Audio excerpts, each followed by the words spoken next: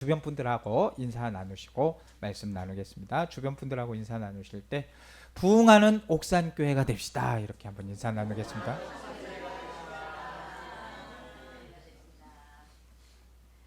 이 올해 우리 교단 표어와 우리 교회 표어는 성령의 능력으로 부흥하는 교회입니다. 나라도, 교회도, 가정도, 우리 자신도 부흥이 있으시길 주님의 이름으로 축복합니다.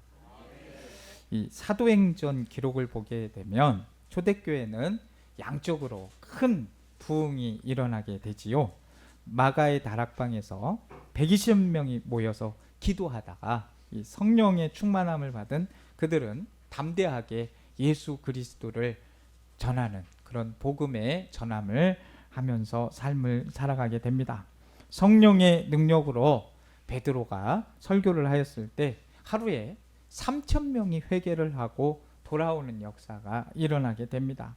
계속해서 말씀을 전하고 날 때부터 이제 안진뱅이 된 자를 고치는 역사가 일어나면서 믿는 자는 남자의 수만 5,000명이나 되는 놀라운 역사가 일어나게 되죠. 나중에는 예루살렘에 있는 제자의 수가 더 많아지고 허다한 제사장의 무리도 이 도에 복종하는 역사가 일어나게 됩니다. 사도행전의 사도행전의 이 기록은 부흥의 기록이라고 해도 과언이 아닙니다. 영적으로 부흥하는 초대교회는 그 양적으로만 부흥을 한 게 아니라 질적으로도 부흥하는 모습을 보여주게 되죠. 이 사도들의 가르침을 받아서 성도들이 다 함께 있고 또 모든 물건을 서로 통용하고 재산과 소유를 팔아서 각 사람들의 필요에 따라서 나누어 주게 됩니다. 하나님을 찬미하면서 온 백성에게 칭송을 받습니다. 이렇게 질적으로 부흥할 때 주께서 구원받는 사람을 날마다 더하게 하셨다라고 사도행전 2장 47절에는 말씀하고 있습니다. 이러한 말씀들을 보게 되면은 부흥은 거룩하신 하나님의 뜻임을 알 수 있게 됩니다. 하나님은 교회가 부흥하기를 바라시고 또 그렇게 되기를 원하고 계십니다. 우리 옥산교회의 부흥도 우리 하나님께서 원하고 계신 줄로 믿습니다. 교회의 부흥은 이 천하보다 귀한 생명을 구원하는 구원의 역사이기 때문에 주님께서도 부흥을 바라는 거죠. 부흥은 하나님의 역사입니다. 초대교회의 엄청난 부흥의 역사는 성령의 역사였음을 알 수 있습니다. 성령의 역사가 아니면 이런 부흥이 일어나기가 어렵지요. 그래서 사도행전의 기자인 누가는 주께서 구원받는 사람을 날마다 더하게 하신다. 그래서 우리 옥산교회에도 구원받은 사람들이 날마다 더해지는 그런 놀라운 일이 일어나게 될 줄로 믿습니다. 부흥의 주체가 주님이심을 분명하게 말씀하고 있는 것이죠. 주께서 구원받는 사람을 날마다 더하게 하시느니라 라고 주님께서 부흥의 주체이심을 분명히 말씀하고 있습니다. 또 한 가지 부흥은 이 양적인 성장과 질적인 성장이 어우러질 때 일어나는 것을 볼 수가 있습니다. 초대교회는 이 양적 부흥으로 그치지 않았고요. 하나님의 말씀을 성도들에게 가르쳐서 지도하여서 질적인 성장을 가져오는데 힘을 썼습니다. 사도들의 가르침에 순종해서 이 질적인 성장이 일어날 때 주께서 구원받는 사람을 날마다 더하게 하신 겁니다. 질적인 성장이 곧 양적인 성장을 가져왔죠. 사랑하는 성도 여러분, 그냥 우리 옥산교회 이제 올해 표현은 성령의 능력으로 부흥하는 교회다.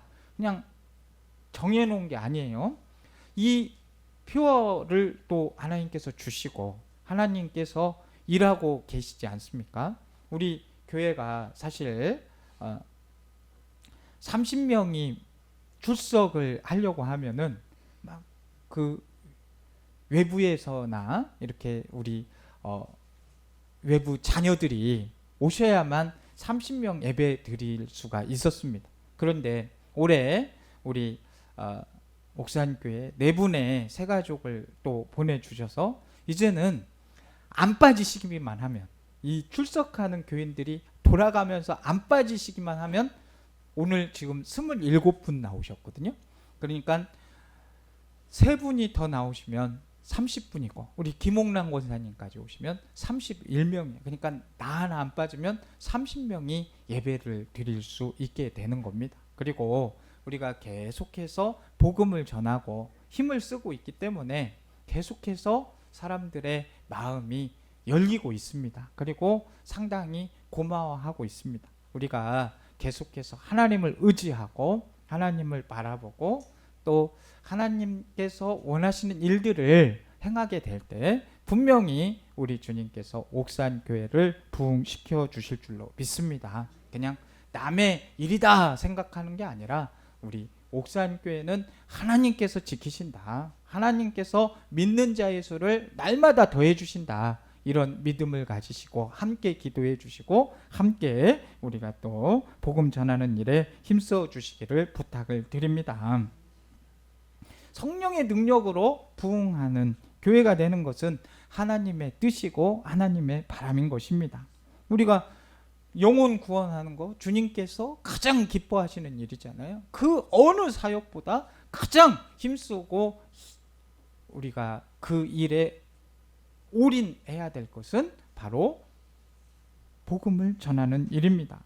초대교회 같은 엄청난 부흥은 이루지 못할지라도 우리 나름대로 의미 있는 부흥의 역사를 이루어 가야 될 줄로 믿습니다. 구약 성경에 보면은요, 크게 3번의 역사가, 부흥의 역사가 기록이 되는데, 먼저 사무엘 선지자 시절 미스바 부흥의 역사입니다. 두 번째는 요시야 시대의 부흥의 역사이고, 세 번째는 오늘 본문에 나오는 이 느헤미야 시대의 부흥의 역사입니다. 느헤미야 시대의 부흥은 주전 420년경으로 추정이 되는데요. 이때 느헤미야와 포로에서 돌아온 백성들은 이 52일 짧은 기간에 예루살렘 성벽을 건축을 하게 됩니다.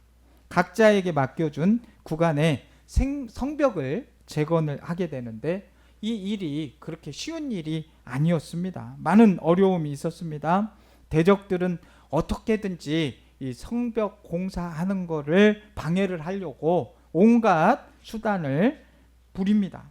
그러나 느헤미야는 유혹과 위협에 넘어가지 않고 굳건한 믿음으로 한 손에 칼을 들고 한 손에 삽을 들면서 성벽 공사를 잘 마무리하게 됩니다. 성벽 공사를 마치고 문짝을 달았을 때 대적들이 보인 반응은 두려움과 낙담이었습니다. 그 백성들이 두려운 것이 아니었습니다. 그들 때문에 낙담한 것도 아니었습니다. 포로에서 돌아온 자들이 뭐가 그리 대단하다고 두렵겠습니까? 그들은 두렵지 않았는데 뒤에서 역사하시는 하나님을 보니까 두려워진 것입니다. 우리가 위협하고 방해하고 조롱하면 얼마 가지 않아 중단하겠지 했는데 그게 아니더라는 겁니다. 끝까지 성벽을 완성하고 문을 닫고 방비를 굳건하게 하는 겁니다.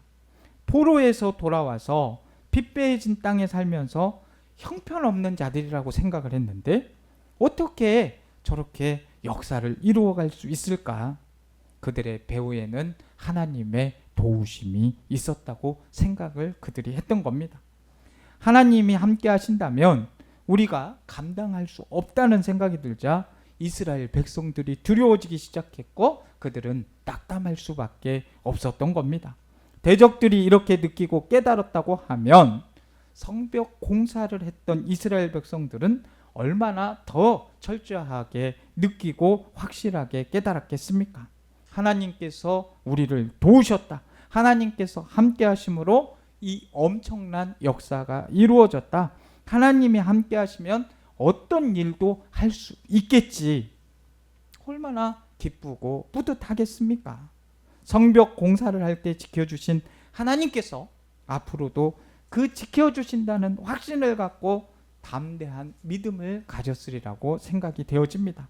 이렇게 성벽 공사를 통해서 하나님의 은혜와 역사를 체험한 백성들은 하나님을 사모하기 시작합니다. 하나님을 더 잘 알고 하나님을 더 잘 믿어야 되겠다, 이렇게 생각을 하고 그러기 위해서 율법의 말씀을 들어야겠다, 이거를 생각하게 된 겁니다. 그래서 모인 것이 오늘 본문에 나오는 수문앞 광장의 성회인 것입니다. 이 말씀을 통하여 어떻게 우리가 부흥할 수 있을까, 우리 교회가 부흥할 수 있을까를 살펴보도록 하겠습니다. 자, 우리 말씀을 통해서, 오늘 말씀을 통해서 우리 교회가 어떻게 하면 부흥을 할 수 있을까요? 먼저 수문앞 광장의 대성회는 모이는 것에서부터 시작을 했다는 거예요. 우리는 자꾸 주님의 이름으로 모여야 됩니다. 1절 말씀 보시면 모든 백성이, 어떤 백성이? 모든 백성이 일제히 수문앞 광장에 모였다고 했습니다. 수문은 물을 나르는 문이라는 뜻인데, 예루살렘 성벽에는 사람들이 드나드는 여러 개의 문이 있었습니다.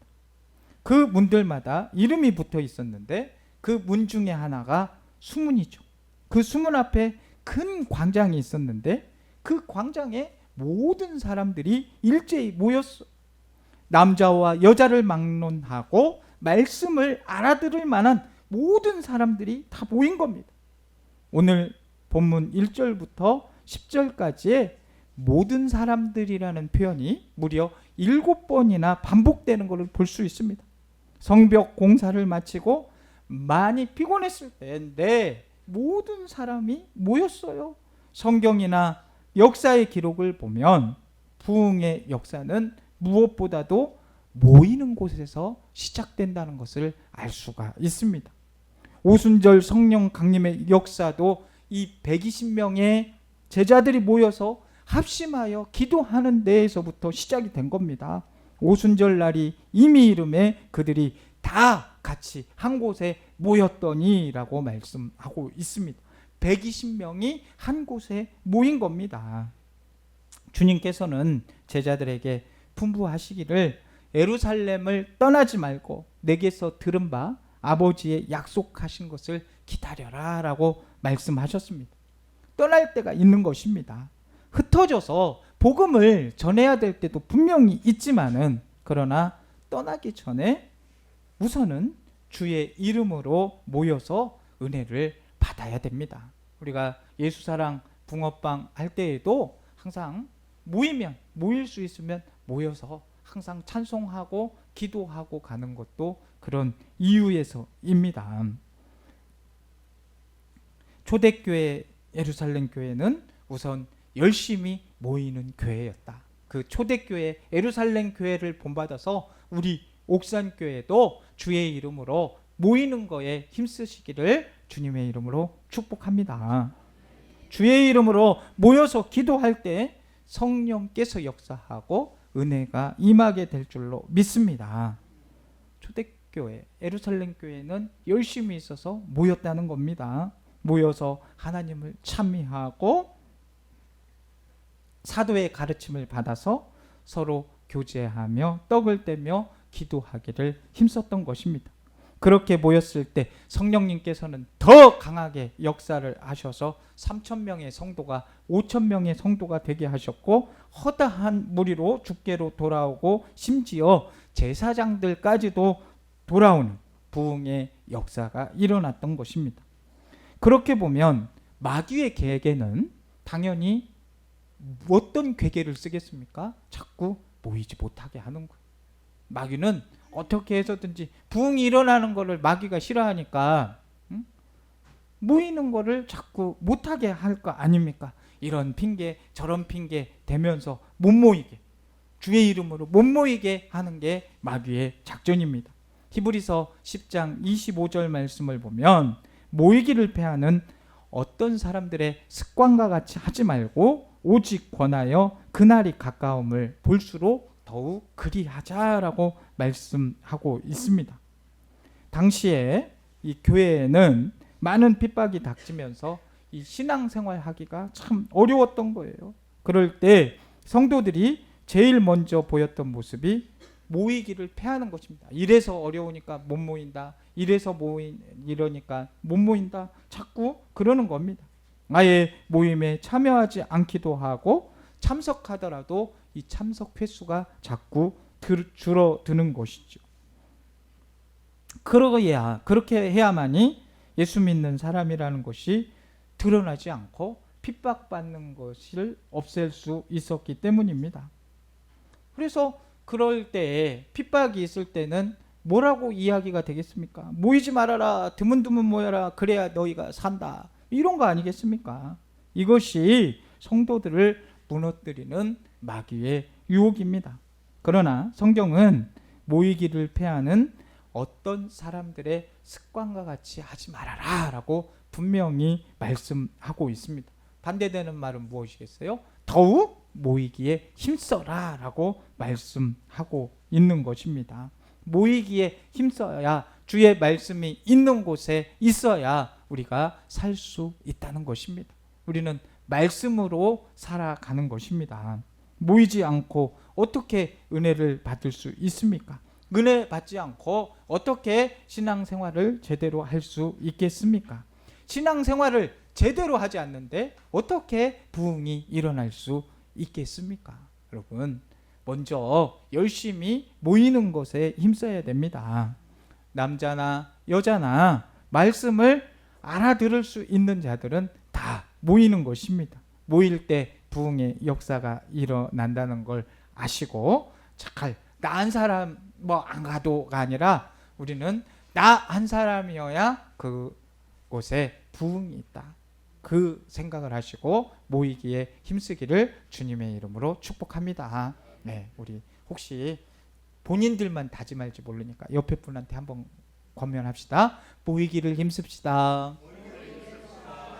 모이기를 힘써야 돼요. 자, 그리고 우리 교회가 어떻게 하면 부흥을 할 수 있을까? 두 번째로는 이 수문 앞 광장에 다 모인 백성들은 말씀을 사모했어요. 말씀을 사모해야 됩니다. 우리가 꼭 좋아해야 되는 게 있어요. 안 좋아해도 되는 게 있고 꼭 좋아해야 되는 게 있고 꼭 사모해야 되는 게 있는데 우리 그리스도인들은 뭐를 사모해야 된다? 말씀을 사모해야 된다는 거예요. 수문 앞에 모인 백성들은 학사 겸 제사장인 에스라에게 모세의 율법책을 가져오도록 요청을 합니다. 율법책을 가져온 에스라는 새벽부터 정오까지 무려 몇 시간 동안 율법책을 낭독하느냐? 6시간을 율법책을 낭독하고 백성들은 그 말씀을 다 듣는 거예요. 자, 요즘 교인들 제가 예를 들어서 1시간 설교한다고 하면 우리 목사님은 어찌 그렇게 1시간도 은혜스럽게 말씀을 전하실까? 이러면 참 좋겠는데 아이고 지루해. 어이구 무슨 1시간씩이나 말씀을 2시간 하면 기절하죠. 그런데 이 선교지들은 말씀을 계속해서 듣는 걸 사모합니다. 여러분,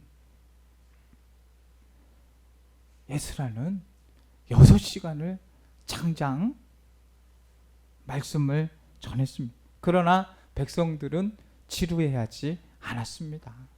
저는 작년에 우리 성경 통독학교 마가복음 1장에서 16장까지를 우리 전 교인들이 하자고 해서 했는데 많이 모이진 않았지만 그때 말씀을 읽었습니다.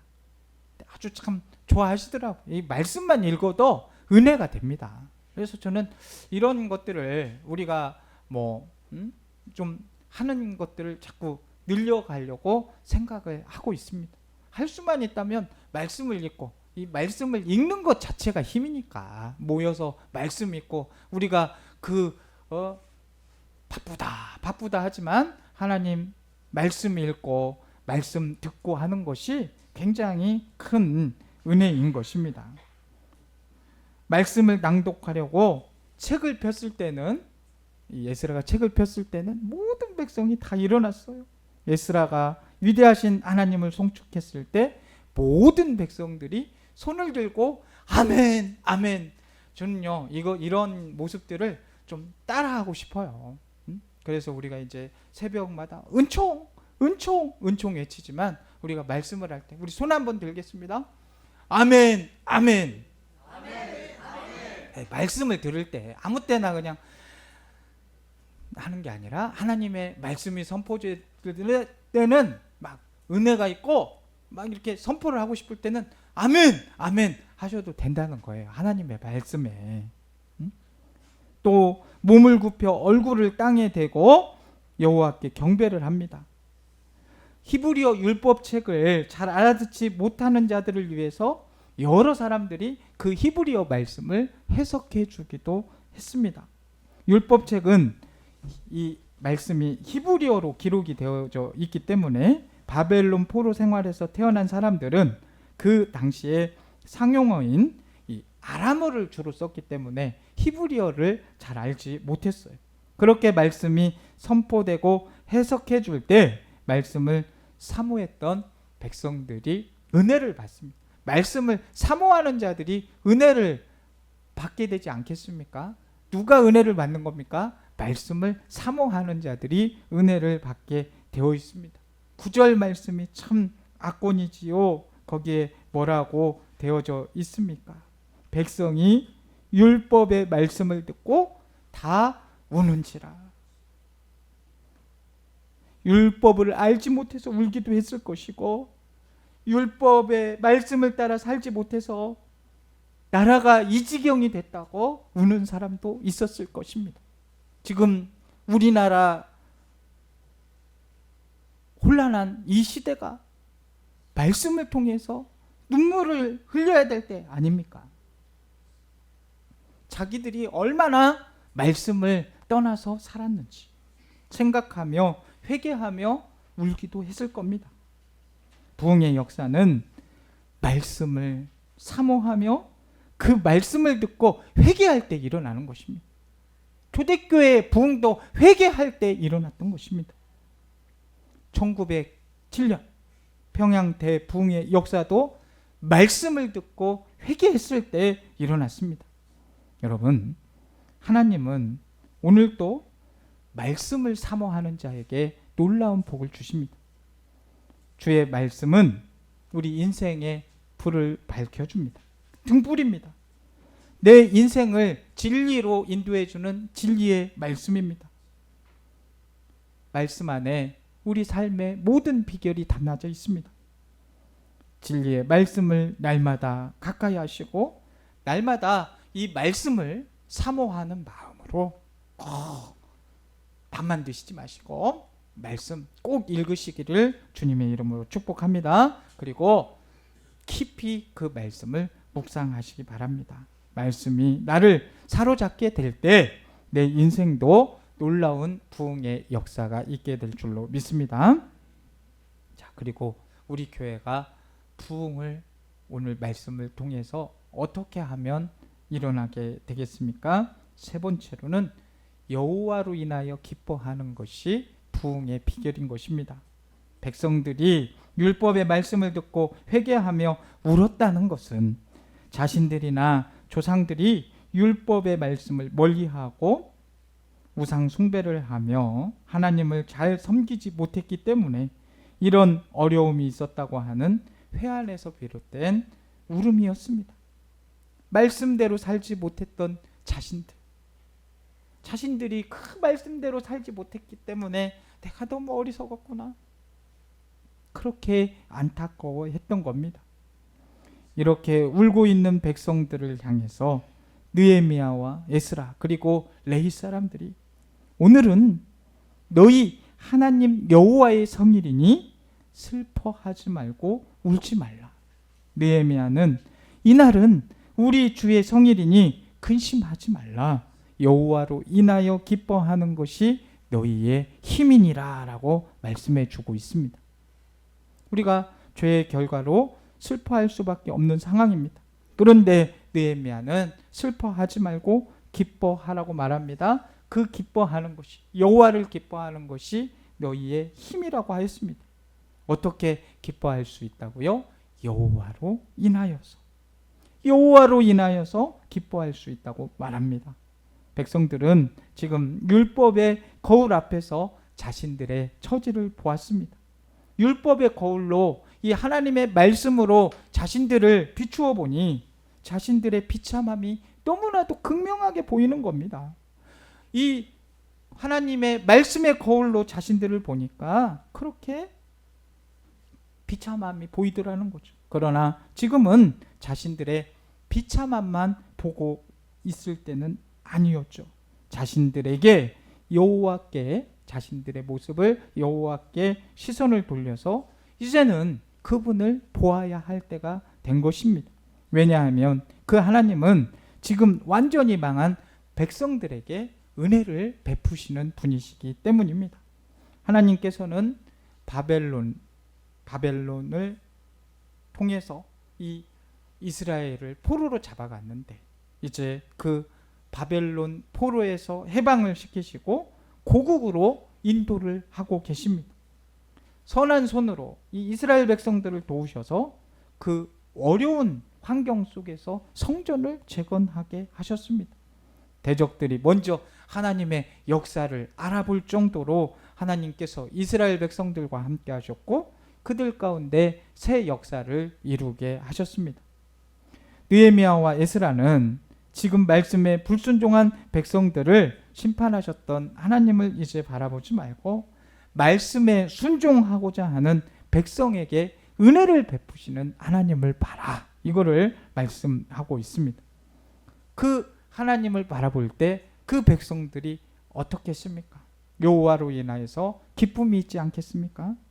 그 하나님을 기뻐하고 바라볼 때 힘이 생기고 능력이 생기고 믿음이 생기고 부흥이 일어나게 되는 것입니다. 우리에게도 하나님을 기뻐하고 바라볼 때 힘이 생기게 되고 능력이 생기게 되고 믿음이 생기게 되고 부흥이 생기게 될 줄로 믿습니다. 부흥의 역사는 언제나 하나님의 역사였다는 사실 기억하시기 바랍니다. 하나님의 부흥의 역사였지 사람이 그 부흥의 역사를 만들어낸 것이 아니라는 사실입니다. 그러기에 부흥을 사모하는 자들은 하나님을 반드시 바라봐야 하는 것입니다. 허물과 약점 투성이인 우리들의 연약한 모습이지만 회개하고 나아갈 때 우리를 뜨겁게 안아주시는 하나님이신 줄로 믿습니다. 그런 하나님을 우리가 기뻐해야 됩니다. 예수 그리스도 안에서 우리에게 무한한 용서를 베푸시는 하나님을 바라봐야 됩니다. 하나님은 교회가 부흥하기를 간절히 원하고 바라보고 계십니다. 하나님께서 이루실 부흥을 믿고 기도에 동참할 수 있는 저와 우리 성도님들 되기를 간절히 원합니다.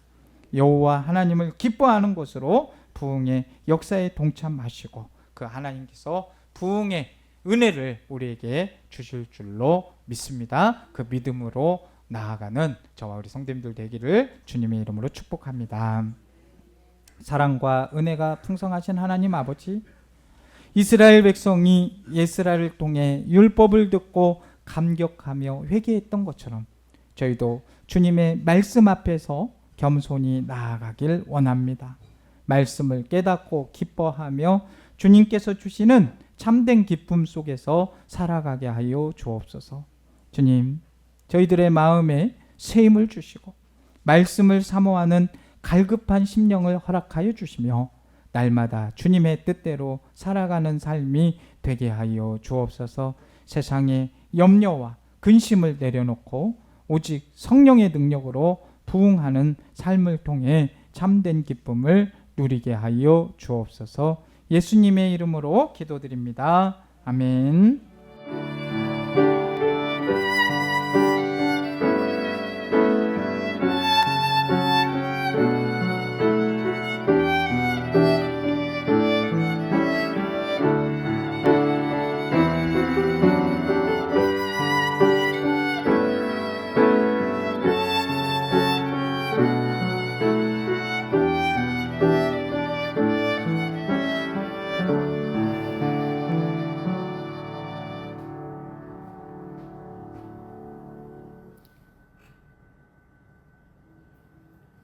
감사합니다.